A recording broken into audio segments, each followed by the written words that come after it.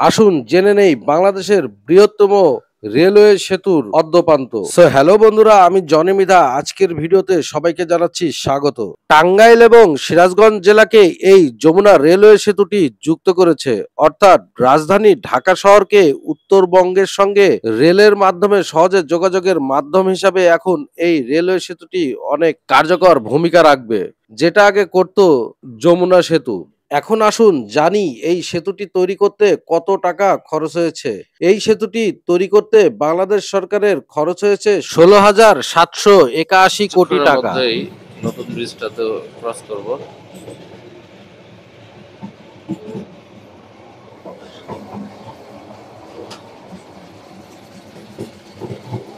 Jamuna rail সেতুকে আবার যমুনা সেতুর সাথে মিলিয়ে ফেলবেন না।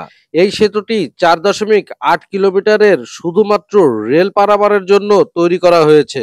এই সেতুটি 2025 সালের 18ই মার্চ উদ্বোধন করা হয়। এই সেতু দিয়ে ট্রেন 120 কিলোমিটার স্পিডে পারাপার হতে পারে, যা যমুনা সেতুতে সম্ভব ছিল না।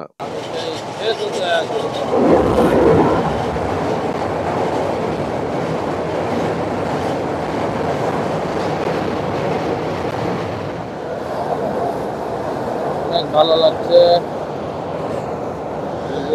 অনেক ভালো লাগছে।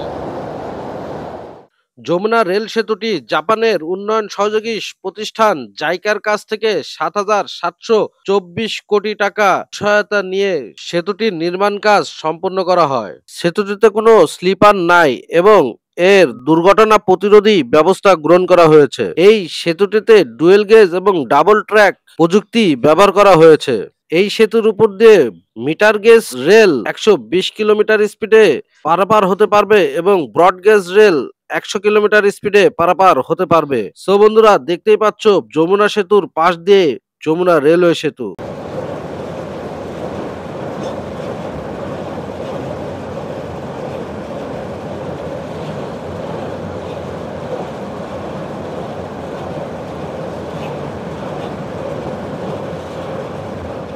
যমুনা রেলওয়ে সেতুর উপরে আমার বানানো প্রামাণ্য চিত্রে যদি কোনো ইনফরমেশন গ্যাপ থাকে তাহলে তোমরা অবশ্যই কমেন্টের মাধ্যমে জানাবে বন্ধুরা। তবে আজকের এই ভিডিওটা এখানেই আমি শেষ করব। তার আগে তোমাদেরকে বলতে চাই, আমার এই ভিডিওটা যদি তোমাদের কাছে ভালো লাগে তাহলে অবশ্যই কমেন্ট করে জানাবে এবং শেয়ার করে দেবে। পরবর্তী নতুন কোনো ভিডিও নিয়ে আবারও তোমাদের মাঝে চলে আসবো। সে পর্যন্ত ভালো থেকো, সুস্থ থেকো। আল্লাহ হাফেজ। আসসালামু আলাইকুম।